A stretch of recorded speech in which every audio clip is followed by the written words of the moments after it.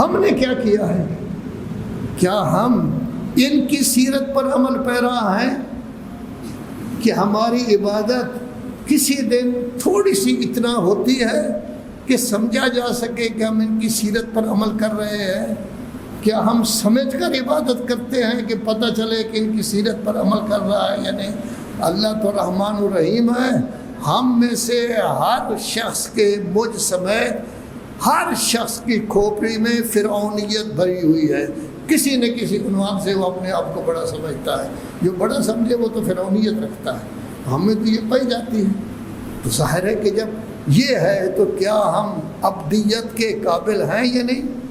ابھی ایک امام صاحب آئے ہوئے ہیں، یعنی جو لوگ جنہوں نے رسالت مآب صلی اللہ علیہ وآلہ وسلم کی ختم نبوت کے بعد اللہ تبارک و تعالی نے جو امامت کا سسٹم ابراہیم سے شروع کیا تھا، اسماعیل کو نبوت دے دی، پھر کسی کو ان کی اولاد میں نبوت نہ دی، پھر رسالت مآب کو انبیاء کا امام بھی بنا دیا، سردار بھی بنا دیا، ولی بھی بنا دیا، سب درجے ان کو دے دیے. اس کے بعد امامت کا سسٹم رکھا.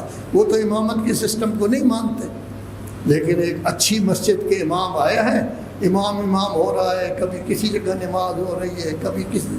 کاش آپ میں بھی رواداری ہوتی، آپ میں بھی یہ ہوتا کہ چلو مسجد نبوی سے آئے ہیں، ان کو جا کے دیکھیں، کسی ایک نماز میں جا کے شریک ہو جاتے، اپنے ہاتھ کھلے رکھتے، وہاں نماز پڑھتے، تو کم از کم آپ کو یہ تو پتہ چلتا نا کہ حضرت امام صاحب تشہد میں درود کس طرح پڑھتے ہیں. کیا اس میں اور لوگوں کو بھی شامل کرتے ہیں؟ یعنی یقیناً شامل نہیں کرتے. تو آپ کے پاس دلیل ہو جاتی ہے کہ میں نے امام صاحب کے پیچھے نماز پڑھی ہے. درود میں اوروں کو شامل نہ کیا کریں، درود میں صرف محمد و آل محمد ہی ہیں اور کوئی نہیں. لیکن ہم تو بگڑے ہوئے لوگ ہیں، ہم کہتے ہیں نہیں بس ہم. اس کو کہتے ہیں بت پرستی، کہ ہم نے اپنے مذہب کو بھی بت بنا لیا ہے، اپنے امام باڑے کو بھی بت بنا لیا ہے. اپنی مسجد کو اوپن ہو جاؤ، کھلے دل کے ہو جاؤ، روشن خیال ہو جاؤ، ان کی نمازوں میں بھی شرکت کرو، لیکن شرکت کر کے کیا کرو؟ ہاتھ اپنے کھلے رکھو تاکہ ان کو پتہ چلے کہ آپ لوگ بھی نماز پڑھتے ہیں. تو ظاہر ہے کہ یہ نہیں ہے. اور اسی کا نتیجہ یہ ہے کہ ایک حکمران نے کہا ہے کہ میں فلاں شخص کی سیرت پر عمل پیرا ہوں.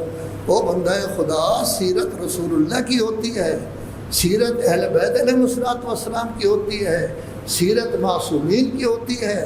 کاش کاش کاش حکمران کو خیال ہوتا، وہ کہہ دیتے کہ اس کی بجائے پہلے کی سیرت پر عمل کرتے، تب بھی تھوڑا بہت ہو جاتا. پہلے میں بھی کئی چیزیں تھیں، پہلے میں بھی ایسی چیزیں تھیں کہ وہ کہتے تھے مجھے چھوڑ دو میں تم سے اچھا نہیں ہوں، لیکن اس کے باوجود ایک خوبی ان میں پائی جاتی تھی جو بعد والوں میں نہیں ہے. وہ خوبی کیا تھی کہ جب ان کو مشورہ دیا گیا کہ جو بڑے بڑے لوگ ہیں چودھری قسم کے، ان کو بیت المال میں حصہ زیادہ دو، اور جو بیچارے ہیں غربا فقراء ان کو کم دو. ان کی کیا ویلیو ہے؟ بڑے بڑے لوگوں کو دو. میں نہیں کہتا بڑے کون تھے کون نہیں تھے، آپ مجھ سے بہتر جانتے ہیں، لیکن انہوں نے کہا نہیں، جیسے رسول اللہ نے بیت المال کو مساوی طور پر تقسیم کیا تھا، میں اسی طرح مساوی طور پر تقسیم کرتا ہوں.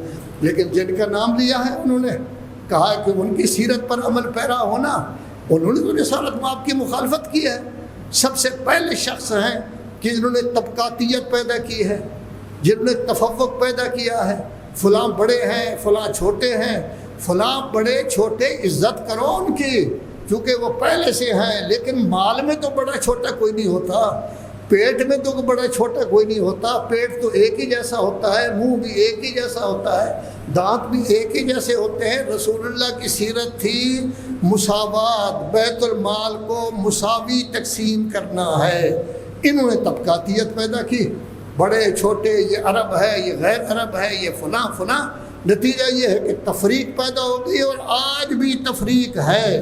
میں کہتا ہوں اگر آپ نے کہنا بھی تھا تو پہلے کا نام لے لیتے، کیونکہ پہلے نے بھی وہی کام کیا ہے جو رسول اللہ کرتے تھے، یعنی بیت المال میں مساوات. ہر کسی کو ایک جیسا، جو آدمی پہلے مسلمان ہوا ہے اس کو بھی حصہ مال میں وہی ملے گا، جو آج مسلمان ہو رہا ہے اس کو بھی حصہ یہی ملے گا۔ یا پہلے نے یہ کام کیا ہے یا ان کے چوتھے نے، ہمارا تو خیر وہی پہلی ہے، ان کے چوتھے نے بھی یہی کام کیا ہے، جس کی وجہ سے 3 جنگیں ہوئی۔ کیونکہ انہوں نے کسی کو بڑا نہیں بنایا، کہا بیت المال میں اپنے بھائی کو بھی تھوڑا سا زیادہ نہیں دوں گا، آپ کو بھی زیادہ نہیں دوں گا، سب برابر ہیں۔ اور شریعت نے بیت المال میں سب کو برابر قرار دیا ہے، ان میں کسی قسم کا فرق نہیں رکھا۔ لہذا نتیجہ یہ ہوا کہ 3 جنگیں ہوئی۔